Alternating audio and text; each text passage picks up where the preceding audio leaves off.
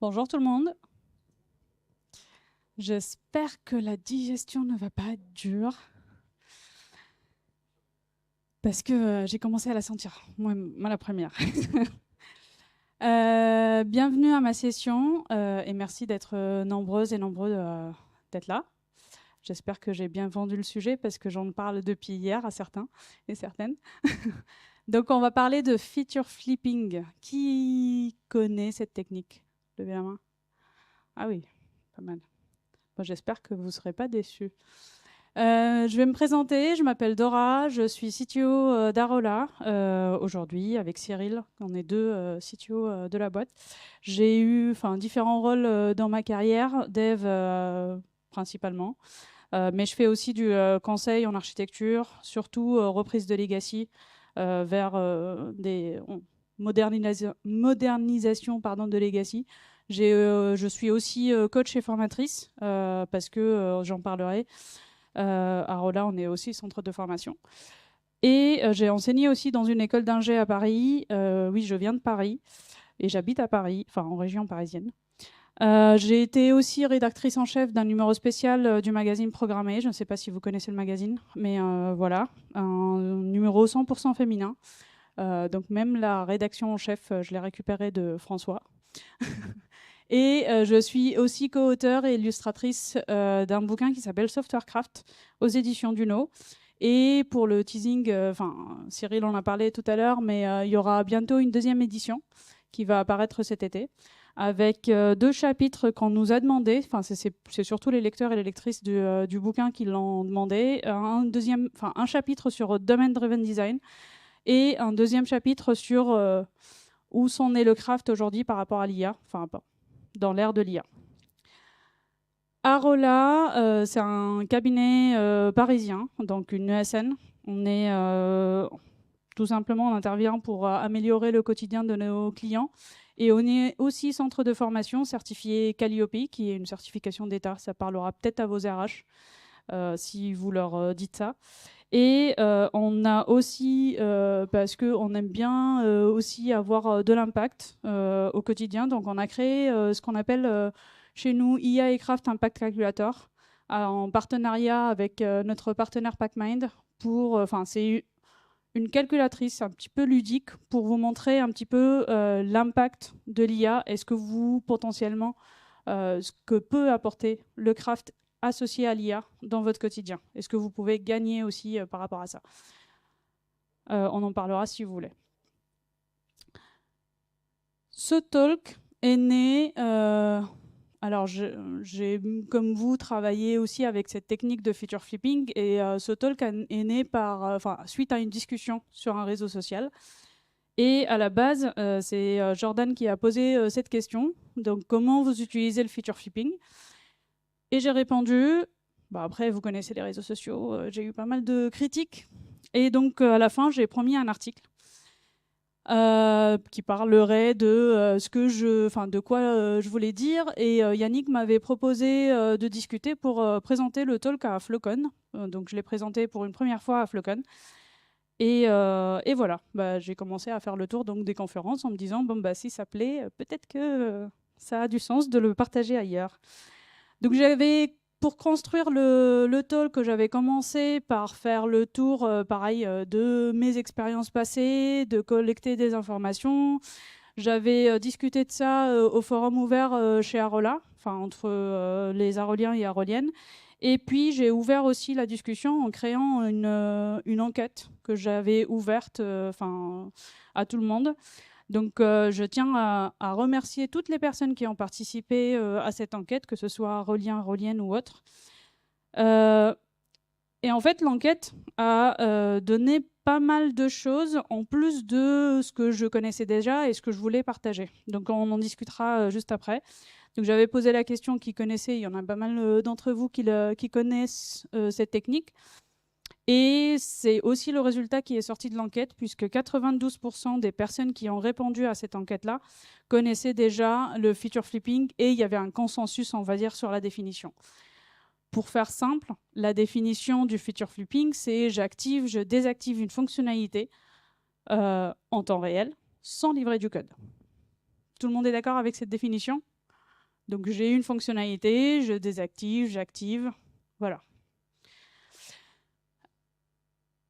Et pour potentiellement, si vous ne savez pas, enfin si vous ne connaissez pas le terme flipping, vous le connaissez peut-être sous autre format ou sous autre nom, parce qu'on parle souvent de flipper, de flag, de toggle, de switch, de conditional feature. Je ne sais pas si ça vous parle tous ces termes, mais en tout cas, il y a plusieurs noms pour dire la même chose. Le besoin initial, puisque souvent quand on y a une technique, c'est une solution à un besoin. Donc si on revient au besoin initial, c'est activation multiple d'une feature, enfin d'une même feature. Donc l'idée c'est je désactive, j'active, je désactive, j'active, je désactive. On est d'accord? Retenez bien cette définition parce que c'est la clé de tout le talk. Donc l'idée c'est un peu, enfin moi quand je parle de feature flipping, je pense tout de suite à l'interrupteur dans les chambres, dans les pièces. Donc je dis souvent c'est comme l'interrupteur au final. Vous avez l'électricité dans la chambre et vous choisissez d'allumer ou d'éteindre la lumière. Donc c'est l'interrupteur au niveau d'une pièce si c'est une petite feature, le disjoncteur si c'est une moyenne. Une grande, ça va être le tableau de répartition électrique dans un immeuble. Ça va être au niveau de la ville, c'est le système d'éclairage, tout simplement. Et là, clairement, on est en dehors, c'est pas une feature, hein, si vous pensez à ça. Donc, pour revenir, le feature flipping, c'est j'active, désactive une fonctionnalité. OK ? Si je reviens aux missions, souvent, quand j'arrive chez les clients qui ont déjà mis en place cette technique, je pose souvent la question, c'est OK, on va commencer une fonctionnalité, tout de suite on me dit fais attention Dora, il faut rajouter un flipper autour de la feature que tu vas commencer. Donc souvent, la question qui me revient à chaque fois, c'est pourquoi? Vous l'avez aussi? Enfin, vous posez la question de pourquoi on me demande de faire ça. Donc moi, j'ai posé naïvement la question et la réponse est quoi? On a toujours fait comme ça. On la connaît, on est d'accord. Donc en fait, je me rendais compte au fil de l'eau que finalement, il n'y avait pas vraiment de raison. On faisait par mimétisme, on va dire. On reproduisait ce qu'ont fait les gens d'avant. Et donc en fait, le besoin n'est pas clair. Et je me posais la question, est-ce qu'on est vraiment dans la bonne utilisation de la technique de feature flipping? Et c'est ce qui m'a mené donc à mettre le nez dedans, on va dire, et à poser des questions, à essayer de creuser sur les différents projets. Donc la première, quels sont les nombres de features actives ou inactives dans le projet, d'essayer de comparer un petit peu les environnements pour voir est-ce que vraiment on a besoin d'activer, désactiver, rappelez-vous, une activation multiple d'une même feature. Donc est-ce qu'il y a vraiment ce besoin-là? Est-ce qu'il y a une différence? Parce que souvent ça passe par une config en base, un booléen pour dire on-off de la feature. Donc est-ce qu'il y a un changement entre un environnement, je sais pas, UAT, dev, prod? Est-ce qu'on fait le ménage des flippers une fois qu'on a livré? Enfin bref. Et donc, je me rendais compte à chaque fois que je mettais le nez dedans, c'est un petit peu le bazar. Le bazar pour plein de choses. L'utilisation, souvent, des flippers, elle n'est pas adaptée aux besoins, quand on creuse un petit peu. Et il y a beaucoup de raisons derrière. Et quand on regarde, surtout côté inconvénient, on va trouver que les flippers ne sont pas supprimés une fois créés. Il y a une multitude de if et de config dans le code. Ça vous parle tout ça? Il y a le code, il devient forcément moins lisible puisque on n'arrive plus à voir est-ce que c'est un if d'un point de vue, c'est une condition métier ou est-ce que c'est une condition liée au feature flipping et donc technique entre guillemets. Et donc il y a des coûts supplémentaires suite à ça puisque d'un côté le code n'est pas compréhensible, mais de l'autre côté, on a parfois des problèmes de non-régression, des tests à vérifier. Donc, on doit vérifier la feature en on, la feature en off, vérifier qu'il n'y ait pas de dépendance entre les différentes features et surtout les différents flags qu'on a créés. Donc, ça rajoute encore de la complexité côté, on va dire, QA. Imaginons maintenant que chaque rectangle, c'est une feature. D'accord ?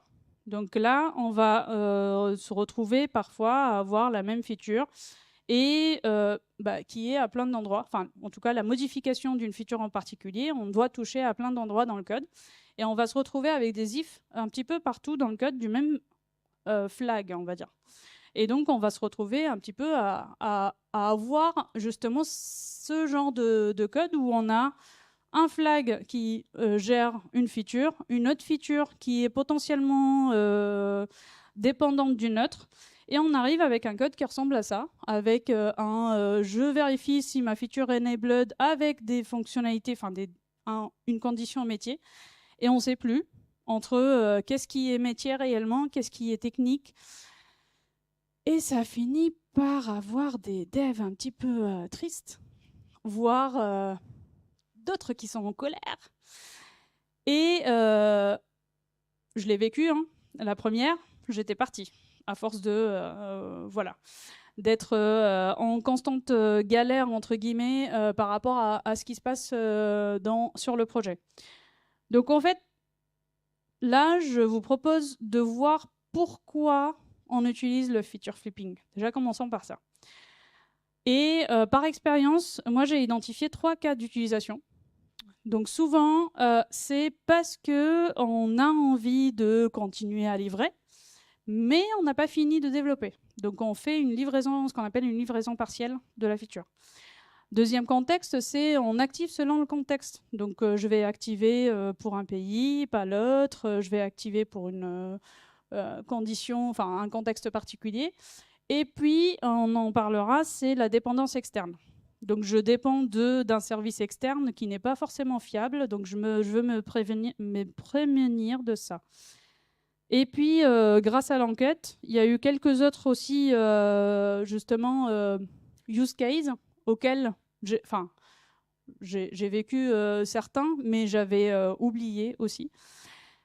Et ce qui m'a frappé, parce que j'avais posé la question par rapport à ça, c'est comment vous utilisez le feature flipping et pourquoi vous l'utilisez. Et je me suis rendu compte que, en fait, 10% de la population qui a répondu teste en prod.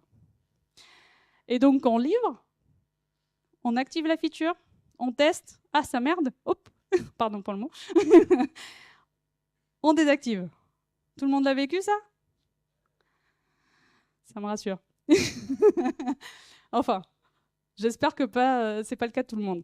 En tout cas, le but, c'est de livrer en désactivé. On active. Ah, il y a un bug. On désactive. Et on reboucle. Enfin, on corrige et on relivre. Donc, c'est un petit peu ce qui se passe quand on est... Enfin, surtout quand on veut... Enfin, par rapport aux 10% de la population qui livre en prod. Et puis après, il y a d'autres cas d'utilisation aussi qui sont arrivés. C'est... ah oui, on fait du trunk-based development. Donc, on a besoin de faire du feature flipping. J'insiste beaucoup sur le « on a besoin » parce que je reviendrai après. On a un produit qui est en prod et on essaye de faire une refonte en parallèle. Donc, petit à petit, on désactive la feature pour activer la nouvelle, etc. Et puis, il y a un cas où c'était j'ai pas le choix, mon client me demande ça ou mon chef me demande ça et j'applique parce que voilà. Donc, si on résume, il y a des use cases liés, enfin, en tout cas des cas d'utilisation liés à l'utilisation du feature flipping. Il y a des inconvénients dont on a parlé, on va dire le stock qui n'est pas supprimé des flippers, etc. Donc, moi, je vous propose de voir les choses autrement aujourd'hui. Et on va repartir, enfin, petit disclaimer, on va dire, on va parler d'organisation, de priorisation, de design au sens développement. Et je vais commencer par le premier use case, qui est le trunk-based development. Est-ce que ça parle à tout le monde déjà ? Ok, j'en parlerai rapidement. C'est quoi le but de cette technique, on va dire ? C'est de pouvoir contribuer. En fait, il n'y a pas de branche, pour faire simple. Tout le monde développe sur la branche main. Et donc, l'avantage, c'est qu'on livre en continu, tout le monde sur le même code base, j'ai pas de problème de conflit. Donc il y a pas mal d'avantages par rapport à ça, collaboration en continu, réduction des conflits, intégration continue, vraiment continue, rapidité de déploiement, puisqu'on a une seule version à chaque fois, donc c'est facile. Et ce qu'il faut garder en tête, c'est que le trunk-based development, ça vient en réaction de ce qu'on appelle le branch-based development. Donc le classique, vous connaissez j'imagine, c'est je sors une branche. Pour faire simple, c'est une feature par branche. Et après, je merge ma branche une fois le développement fini. C'est clair? OK. Donc là, je l'ai dit, le trunk-based development, c'est en réaction au branch-based development. Et en fait, la question qui revient souvent, c'est « OK, j'ai commencé à développer. Donc là, j'ai la feature A, B et C. Sauf que la feature B n'est pas finie et je dois livrer le package de release qu'on voit en violet. Et comment je fais donc? Et la solution est, oui, feature flipping. Donc je vais créer un flipper ou un flag pour la feature B et je vais le mettre en off, tout simplement. Comme ça, je livre quand même en prod ce que j'ai développé, mais ça ne se voit pas à l'utilisation. Et ensuite, une fois que j'ai fini, je continue à développer et quand je vais livrer toute la feature, là, j'active. Mais là, vous ne voyez pas le problème? En fait, on n'est pas en activation multiple. Là, je suis en désactiver, désactiver, désactiver et hop, j'active jusqu'à la fin des jours de la feature. Donc, on est complètement contradictoire avec le but de la feature flipping. Là, clairement, on est complètement, si je reviens, là, c'est désactiver, désactiver, j'active, j'active, j'active. Alors que la notion même, l'essence même du feature flipping, c'est je désactive, j'active autant de fois que je veux. Donc en fait, les personnes qui pensent, en tout cas qui viennent me voir pour me dire c'est très bien, je fais ce qu'on appelle TBD, Trunk-Based Development, avec du feature flipping, en fait, vous êtes en train de faire un branch-based development déguisé, tout simplement. C'est juste que vous n'avez pas une branche que vous allez merger, mais vous avez du code mort dans votre code base qui ne sera peut-être jamais activé d'ailleurs parce qu'entre-temps, on a décidé d'annuler la feature.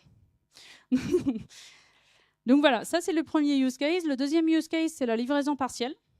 Donc là, oui, on a envie d'éviter l'effet tunnel, on a envie de rassurer, donc on livre en continu. Ça ressemble un petit peu à ce que je viens de décrire juste avant. Et donc, je n'ai pas envie d'avoir du code qui reste dans un coin de ma code base, et j'ai envie d'avoir de la livraison continue.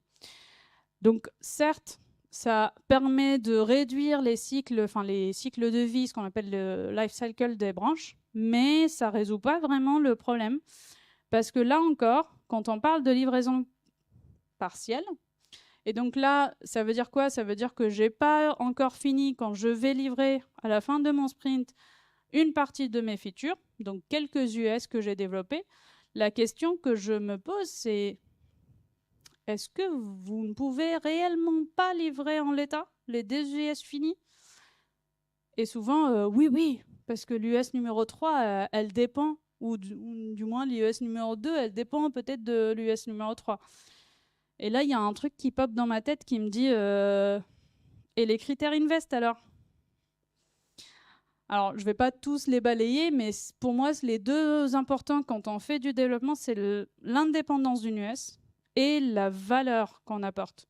Si une US que vous faites, elle n'est pas valuable au métier, en fait, ça veut dire essayer de challenger ou négocier avec le métier ou votre PO, ou peu importe la casquette qu'il a ou qu'elle a, l'essence, vraiment, le découpage qui est fait.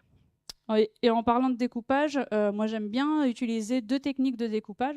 La première, c'est celle de Richard et Peter. Vous pouvez la retrouver sur Internet facilement. Et la deuxième, c'est la technique du burger. Comment ça se passe? Parce que souvent, c'est facile à dire quand on lit les articles et quand on essaye de voir en réalité. Comment ça se passe? La première, c'est on va identifier la tâche qu'on a envie de faire. Notamment, là, je vous présente un exemple réel. C'était un écran de reporting et on voulait rajouter un filtre sous forme de TreeView. Ça parle à tout le monde, TreeView, je coche le parent, ça coche les enfants, je décoche un enfant, ça décoche les parents, etc. Donc on s'est dit, bon bah qu'est-ce que je fais dans cette feature-là, US, on va dire. Donc j'ai plein de petites tâches, je récupère toutes les contreparties parce que c'est un champ, enfin un composant pour sélectionner les contreparties. Je choisis une ou plusieurs contreparties, je fais le filtre naturellement. Bon, c'est automatique, mais on imagine, enfin, il y a un traitement en tout cas de filtre du rapport. Et en fait, l'idée, c'est de dire qu'est-ce que j'ai comme option pour chaque tâche de ces tâches-là. Donc l'idée, c'est d'énumérer face à chacune quelles sont les autres alternatives. Pour all contrepartie, là, j'ai rien. Je veux juste récupérer toutes les contreparties ou alors je ne récupère rien. Choisir plusieurs contreparties, je peux choisir une seule, par exemple. Je peux, au lieu de choisir, et donc ça nécessite un get all, je vais input, donc je vais saisir directement, etc. Et avec ça, c'est ce qu'on a fait avec le métier. On choisit un petit peu les alternatives et on va chercher ou on va décider ensemble à voir quelle est la solution avec une qualité satisfaisante, mais en même temps qui répond aux besoins. Ça, c'est le découpage par rapport au fait valuable. Okay, et donc, on avait choisi à l'époque de dire, au lieu de récupérer, de créer un composant TreeView avec je récupère toutes les contreparties, je coche et puis ça filtre, on va faire simple, on ne va pas récupérer, on va juste saisir une contrepartie et ça va filtrer par rapport à ça. Ça, c'est la première US. Et ensuite, on s'est dit, bon, en deuxième temps, on va faire évoluer par l'autocomplétion et en troisième temps, on va faire la TreeView potentiellement. Ce qui fait qu'au début, on est passé d'un besoin de TreeView à un textbox avec de l'autocomplétion pour finir pour dire finalement, on a besoin juste d'un textbox et ça suffit amplement.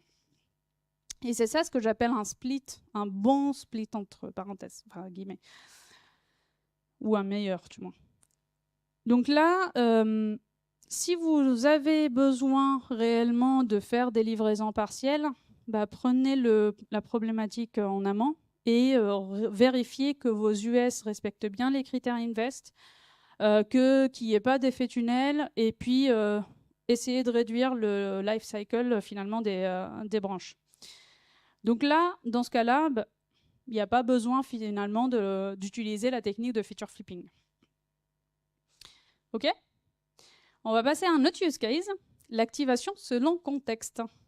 Donc là, encore une fois, les exemples sont multiples. J'ai, surtout côté e-commerce, on a besoin d'activer la feature pendant la période de Noël, par exemple. Ou on a besoin d'activer la feature juste pour la France, l'Espagne uniquement.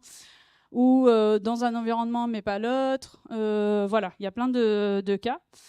Et la question, c'est est-ce que j'ai besoin réellement de faire une activation manuelle pour ça? Est-ce que c'est pas réellement des critères métiers, plutôt ce qu'on appelle dynamique? Et là, la question se pose.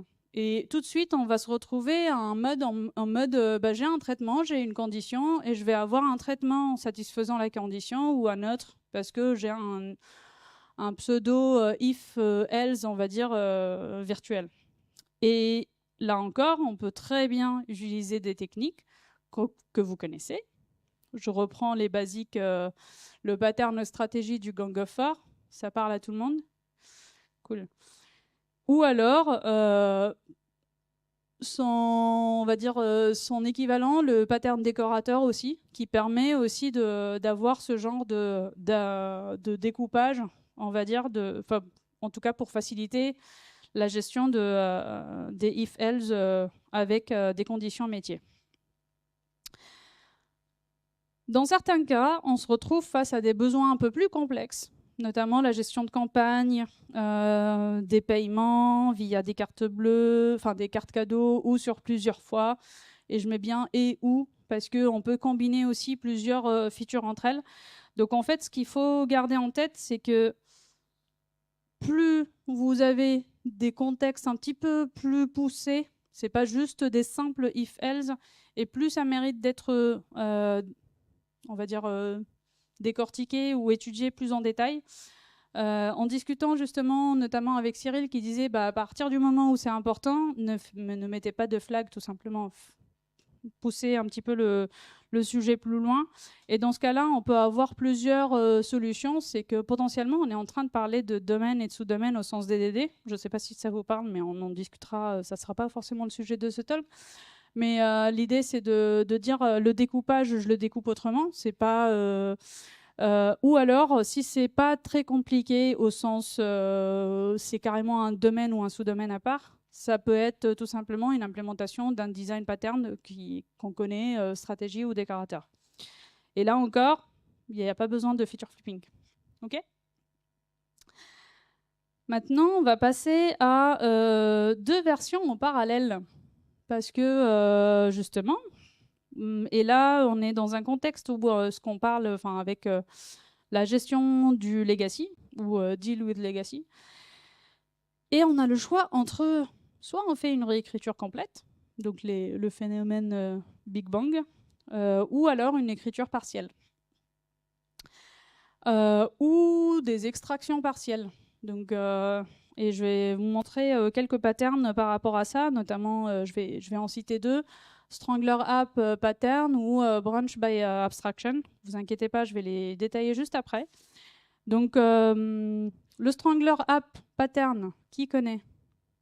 À l'image, un petit peu ce qu'on appelle les figuiers étrangleurs. En fait, à la base, c'est un arbre, enfin, c'est des figuiers qui choisissent un arbre hôte et qui commencent à absorber son énergie jusqu'à ce que l'arbre meure, tout simplement. Et la technique a été justement reprise par rapport à ça. L'idée est de développer en priorité sur le nouveau code et de ne plus faire évoluer le legacy et de commencer un petit peu à... Enfin, il va naturellement se rétrécir jusqu'à ce qu'il n'y ait plus de legacy, tout simplement. Mais par contre, on va dire ce pattern nécessite forcément une rigueur et de faire attention parce qu'on a souvent la tendance à dire j'ai envie quand même de modifier, ça va faire vite. Enfin, j'applique la modification ou la feature sur le legacy, ça va aller plus rapidement, quoi. Donc ça nécessite vraiment une rigueur par rapport à ça. Le branch by abstraction, c'est une technique qui permet d'apporter des modifications à grande échelle. Là, j'ai mis la citation de Martin Fowler. Mais pour faire simple, comment ça marche ? C'est que vous avez un legacy que vous avez envie de remplacer. Vous avez des clients. L'idée, c'est quoi ? C'est je crée une abstraction. Je vais utiliser un client qui va utiliser justement cette abstraction-là. Je vais tester. Si tout va bien, je passe tout le monde sur l'abstraction. Et comme ça, après, je crée la nouvelle abstraction qui correspond, qui correspond à la nouvelle version. Et une fois le premier, pareil, client, c'est bon pour lui, je bascule tout le monde et je supprime mon legacy. Pour faire simple un petit peu les étapes. Donc l'idée, c'est de dire, quand j'ai 2 versions en parallèle, j'ai aussi encore des techniques qui permettent justement d'éviter le feature flipping. Ça va ? J'ai perdu personne ? Donc là encore, j'ai des feature flippers en moins, on va dire. L'autre cas, c'est les dépendances externes. J'en ai parlé un petit peu, c'est dans le cas où j'ai des services, souvent, que je ne maîtrise pas, de services de paiement, de périmètres que je ne contrôle pas, entre guillemets. Et donc, en fait, j'ai pas envie d'être dépendante de ces services-là, sachant que j'ai pas trop de confiance. Et si jamais ça tombe, au moins, je me dis, j'actionne le disjoncteur et j'ai pas de problème. Là, on est clairement dans un manque de confiance par rapport aux services externes. Dans ce cas-là, on a des techniques, ce qu'on appelle, comme le disjoncteur à la maison, ça s'appelle le circuit breaker. En fait, ça consiste en quoi ? Ça consiste tout simplement à avoir un service de health check, donc de vérification de l'état du service. Est-ce qu'il est up ? Est-ce qu'il répond bien ? Ça dépend de les conditions qui seront dedans. C'est réellement... En fait, ça peut être des conditions métiers, hein. Ça peut être, je fais appel à une API, je vérifie qu'elle me répond bien, correctement, avec les paramètres que je veux, etc. Enfin, les données que je veux, etc. Et additionner avec un flipper ou un flag, où bah, là, c'est un booléen classique, pour dire je désactive, j'active la fonctionnalité. Donc, comment ça se passe? J'ai mon app, j'ai ma dépendance externe. Donc, ça va appeler un service pour vérifier que la dépendance externe est OK. Dans ce cas-là, j'appelle la feature. Et si jamais c'est un KO, bah, j'appelle une feature alternative. La feature alternative, ça peut être juste une page 404, enfin voilà, le service est inactif. Ça peut être, par exemple, dans le cadre des paiements, l'option n'est pas aigrisée. Je ne peux pas payer sur 4 fois parce que le service n'est pas actif, etc. Donc, et là, ce qu'il faut garder en tête, c'est que rien n'est manuel. Tout est automatique. Et donc, à partir du moment où j'appelle mon service et il est up, hop, je l'appelle. S'il est down au sens métier, donc les conditions ne sont pas satisfaisantes, j'appelle j'appelle la feature alternative. OK? Et donc là aussi, pas d'inquiétude, tout est automatisé. Et ça vous évite de vous réveiller à 6 h du matin pour vérifier que tous les services sont up avant de commencer la journée. J'ai fait ça pendant une année. On va avoir le cas le plus dur, on va dire. C'est une demande explicite du client. Et là, je vous pose la question, est-ce qu'il y en a qui n'ont pas le choix, entre guillemets, et quand on leur a dit, enfin on leur a imposé, vous devez utiliser les feature flipping sans négocier, entre guillemets? Est-ce qu'il y en a Ah, quelques-uns. Ça va. Bah, pour la petite blague, en fait, c'est que peut-être qu'ils n'ont pas compris vraiment l'utilité de feature flipping. Quand je fais des sessions de coaching ou de formation, souvent ce que je dis, c'est que avant d'utiliser une technique, enfin, shiny, nouvelle, etc., allez chercher les inconvénients, les pièges dans lesquels on tombe facilement avant de l'utiliser. Parce que c'est souvent là où se cache le loup, on va dire. Et pour le client en question ou la cliente en question, proposez-lui de regarder cette présentation. Peut-être qu'elle changera d'avis. Alors, comme takeaway, moi je pense que la technique, on va dire, de feature flipping, je considère ça comme plus une solution de facilité. Donc j'ai un problème, je choisis la première solution qui m'arrange. Mais pour moi, il ne faut pas oublier le coût, enfin le code qui devient pas facile à maintenir à long terme. On l'a dit, hein, il y a plein de confusion entre les flippers techniques, métiers, enfin les conditions mélangées. Le coût d'analyse qui va être supplémentaire, enfin le coût supplémentaire d'analyse, de vérifier que je suis bien dans un feature flag ou une condition vraiment métier. Les tests de non-régression qui vont être très longs à faire parce qu'il y a aussi des combinatoires de features. Une feature qui englobe une autre, qui potentiellement partage un code avec une autre feature que j'ai pas vue. Et en fait, tous ces inconvénients forcément produisent un turnover plus important dans les équipes parce qu'à un moment donné, les personnes en ont marre et vont partir forcément. Donc, pour vraiment vérifier, enfin en tout cas les alternatives à prendre en considération pour, un conseil que je vous donne, c'est regarder réellement, revenez aux besoins réels. Qu'est-ce que vous allez faire comme fonctionnalité? Est-ce que ça mérite réellement un feature flipping? Je pense pas. Si on met un meilleur split, si on vérifie que on peut appliquer un design pattern utiliser des techniques de découpage et de séparation des domaines et de sous-domaines. Enfin bref, il y a plein de designs qu'on peut mettre en place sans forcément être obligé, on va dire, d'implémenter le feature flipping.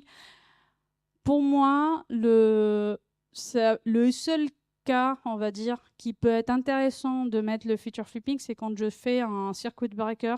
Et là, j'insiste vraiment sur le côté automatisé. c'est que ça désactive, ça active naturellement. Il n'y a pas besoin d'intervention humaine pour le faire. Voilà. Pour la petite pub, j'ai mis les dés d'Arola, parce que j'aime bien.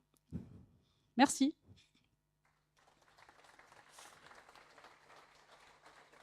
Et n'hésitez pas à faire des retours par rapport à la conférence.